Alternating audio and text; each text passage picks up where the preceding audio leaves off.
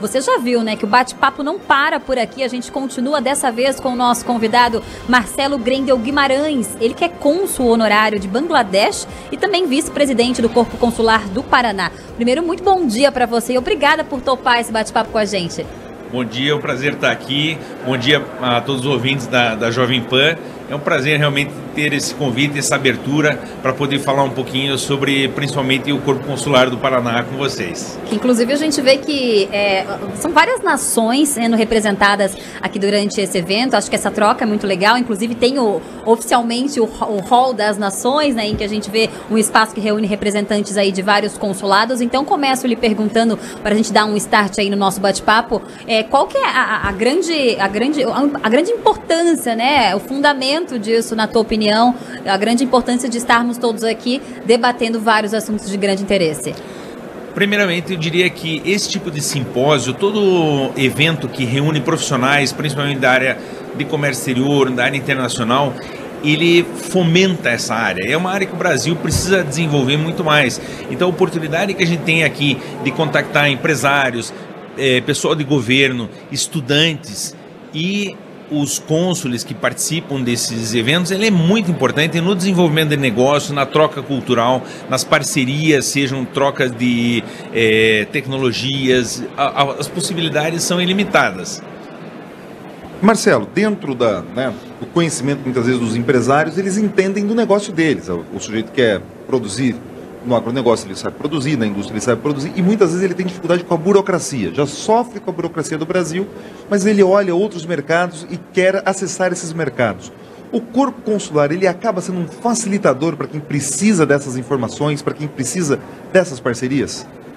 Sim, Pedrosa, só para você ter uma ideia, hoje ele varia um pouquinho, às vezes tem novos cônsules nomeados, então hoje nós temos aqui em Curitiba especialmente, uma faixa de 39 cônsules acreditados. É um dos estados que tem a maior concentração de representações internacionais no Brasil.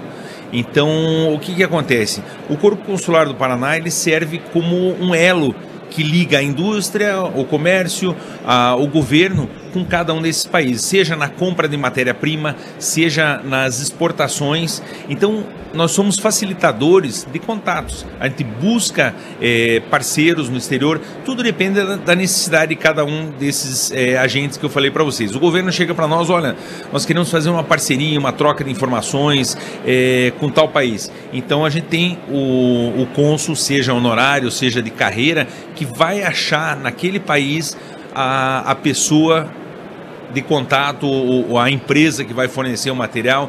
Então essa busca é muito facilitada. A questão da burocracia, claro, a gente vai ajudar dentro da realidade de cada país, a gente vai ajudar o empresário em quais são os aspectos, porque é diferente, cada país vai ter a sua legislação, as suas características próprias de negócio, de troca de informações. Então, cada país vai ter, só que o cônsul de cada país vai dar essa informação, vai ajudar o empresário, o governo, ou seja, qual for o órgão envolvido. Dentro da tua experiência, Marcelo, quando os países olham para o Paraná, ou quando o Paraná se apresenta para o mundo, que tipo de produtos que normalmente são mais demandados? É de fato as commodities agrícolas ou surgem outras questões também? O Paraná muitas vezes é uma surpresa para os estrangeiros, porque eles veem o Brasil sempre como um país incógnito. Agora a internet levou o Brasil para fora, as pessoas começaram a ver que tem muita tecnologia aqui no Brasil, e o Paraná acabou se destacando porque existe uma proatividade em mostrar o que o Paraná tem para oferecer. E o Paraná é um país de origem agrícola, mas que também se industrializou. Então ele tem duas vertentes importantes, a indústria e o agronegócio. São duas áreas fortíssimas no Paraná que estão se destacando no comércio exterior. A Bangladesh, por exemplo, há uma necessidade devido a uma população muito grande que tem no país, eles vieram para o Paraná em busca da segurança alimentar do país. Então o Paraná pode ser um potencial grande fornecedor de commodities agrícolas para esse país. Não só Bangladesh, mas outros países que têm uma população. A China, a gente tem visto as exportações do Paraná migrarem muito para a China, especialmente por causa da segurança alimentar. Você tem que garantir uma superpopulação, você tem que garantir a alimentação de todo esse povo. Então é uma das oportunidades que o Paraná tem de trabalhar mais e cada vez mais o nosso agronegócio no exterior e trazer riqueza para o país. Por outro lado, a nossa indústria vem se aprimorando, vem crescendo, vem melhorando o seu desempenho, apesar de ainda algumas dificuldades que a gente tem com questão de impostos, de alguns entraves políticos e comerciais da nossa estrutura, mas isso ela vem sendo melhorada de tempo. A gente está passando um processo agora da DUIMP e da DUI, que são formatações da documentação e dos processos de importação que visam agilizar todos esses processos. Então o Brasil vem se modernizando também e a tendência é a gente expandir cada vez mais para o mundo. Então hoje a gente participa de 1%, um pouquinho mais de 1% do comércio mundial. Então, se a gente fizer o nosso dever de casa, nós nos tornarmos mais proativos, a gente sair para o mundo em busca de negócios, só vai melhorar a nossa condição. Quando você fala assim, sair para o mundo, mas se a gente for pegar talvez características, como é que eu posso dizer, critérios externos também a isso, né? A essa vontade também, sei lá, seja poder público, seja outra instância. O que você acha que seria uma carência nesse momento para que isso aconteça? Eu vejo o seguinte, o Brasil sempre foi um país de dimensões continentais. Então sempre o comércio interno nosso, para a maioria dos empresários, era uma realidade ok. Então ele se contentava com o mercado interno. A partir do momento que o mundo se tornou globalizado, players de fora começaram a entrar no nosso mercado. Até uma estratégia de crescimento para a indústria nacional é você sair para outros mercados também. Se a gente está recebendo uma incursão de empresas internacionais dentro do país, você sai e vai para os mercados deles também. Essa é uma estratégia de proteção de mercado e para abertura de novos mercados. Então o empresário está começando, está se criando uma mentalidade exportadora por conta disso também. Mas esse foi talvez o maior dificultador. O Brasil, por ter essa dimensão continental, nunca se preocupou em falar uma outra língua ou buscar outros mercados. E sempre era aquela história Estados Unidos e Europa, Estados Unidos e Europa.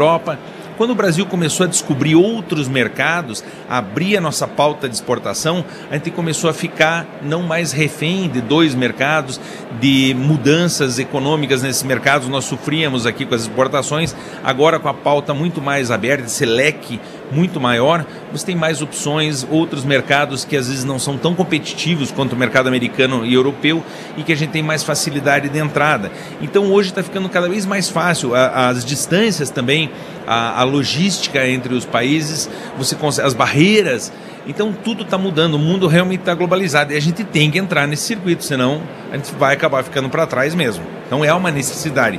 E a cultura exportadora é o maior entrave que tinha nisso, mas está mudando. E esse tipo de evento que a gente está hoje é exatamente para promover essa mudança na cultura exportadora do empresário brasileiro.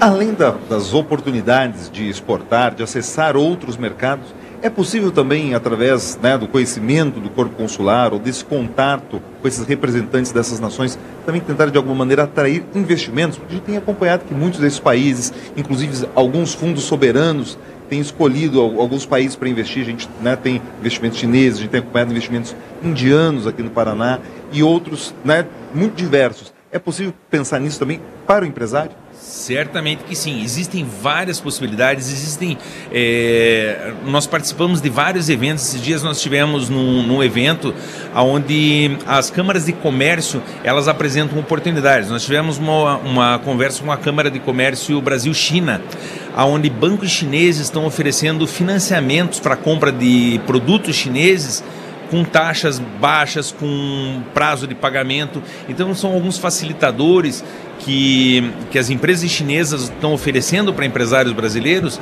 por conta da abertura do comércio. Agora, o Brasil, principalmente para investimento externo, ainda você tem algumas questões políticas. Então, a instabilidade política, a instabilidade econômica do Brasil, às vezes, põe um freio nesse investimento. Eu sempre falei para os meus alunos que se a gente dividisse em 4 quadrantes o mundo, a China está num quadrante superior. E durante a pandemia, quando as empresas chinesas fecharam, a Europa e os Estados Unidos ficaram desabastecidos. E a economia deles caiu abruptamente. Então o que aconteceu? A visão dos empresários que tinham todos os ovos na mesma cesta foi de que a gente tem que ter uma carta na manga. Vamos colocar uma empresa em algum outro lugar desse mundo. Então, se na China nós estamos no hemisfério norte e no ocidente, vamos buscar algum lugar no Oriente, nós vamos buscar algum lugar no Ocidente, no hemisfério sul, para estar o mais longe possível. Então o Brasil podia ter sido o foco no pós-pandemia de investimento externo, de industrialização, de substituição das importações, da reindustrialização do Brasil. E isso talvez não aconteceu naquele momento, porque a gente estava passando uma transição política de troca de governo, que sempre gera uma instabilidade e uma insegurança para quem está querendo investir no país. E o ano seguinte do novo governo foi um ano que não tomou uma posição para que lado ia. Então nós perdemos 2 anos nesse processo, onde foram feitos investimentos no Chile, foram feitos investimentos no México, no Paraguai, e nós perdemos alguns investimentos de multinacionais que poderiam ter migrado para cá, gerado emprego e impulsionado o crescimento. Depois de fabricação aqui você exporta, atrai recursos internacionais para o Brasil. Então a gente tem que retomar esse tipo de tratativa. Marcelo, deixa eu aproveitar, mais uma dúvida, na verdade, né, que me surgiu aqui, que me ocorreu aqui. Câmaras de comércio, quando a gente fala, é necessariamente sociedade civil a gente está falando, né? Ou envolve outros órgãos? Alguns países, eles têm algum controle sobre as câmaras de comércio. A maioria dos países são iniciativas privadas, são grupos de pessoas que se juntam, só que eles têm apoio dos corpos consulares, das embaixadas, para fomentar negócios entre os países. Mas normalmente eles são iniciativas civis. Agora, eventualmente, alguns países eles acham que qualquer movimentação comercial no país tem que passar por um órgão de governo. Então eles coíbem a formação de câmaras de comércio ou não reconhecem câmaras de comércio que existem, câmaras bilaterais, mas são poucos países que têm essa postura. Mas tem uma tradição, na verdade, da forma como conduz essas relações comerciais, né? Exatamente. Com mais controle ou menos controle. Exatamente. Agora, uma dúvida, professor. Quando a gente conversa com os empresários, eles costumam não saber onde buscar esse tipo de informação. Então, se hoje eu sou um empresário, participei ou estou assistindo agora a Jovem Pan e quero ter mais informações sobre tudo isso, ou como eu posso buscar esses mercados, aonde que ele deve buscar? O próprio Corpo Consular do Paraná tem montado um arcabouço de profissionais, de empresas que oferecem consultoria, que podem ajudar o empresário paranaense, o empresário brasileiro a internacionalizar suas empresas. Hoje nós temos excelentes empresas, principalmente as pequenas e médias empresas. Eles têm produtos de alta qualidade, com preço competitivo, mas eles não conhecem o caminho das pedras para a exportação. Então, hoje, uma consultoria internacional, existem várias maneiras de você começar uma internacionalização da empresa com custos muito baixos. Então, você tem como viabilizar essa exportação. Antes, o empresário achava que só as grandes empresas tinham acesso ao mercado internacional. E hoje são exatamente os pequenos e médios empresários que querem seguir esse caminho, mas realmente carecem de mais informações ou de conhecimento.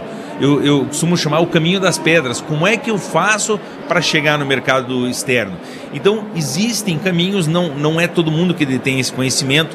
Eu, além de cônsul honorário de Bangladesh, eu também sou professor na área de relações internacionais. Então, eu tento criar essa cultura exportadora nos meus alunos e formá-los como traders. Quem é o trader hoje? A maioria das faculdades tinham uma formação do profissional de comércio exterior como despachante aduaneiro. Mas o despachante aduaneiro é o agente passivo do comércio exterior. É aquele que simplesmente vai fazer a documentação, o processo de exportação, quando existe um processo de exportação. Se não existir processo de exportação, não tem o que fazer. Então o trader é aquele que vai buscar negócio. Ele é o elo que liga o empresário com o exportador, com o importador. Então a gente precisa formar mais traders.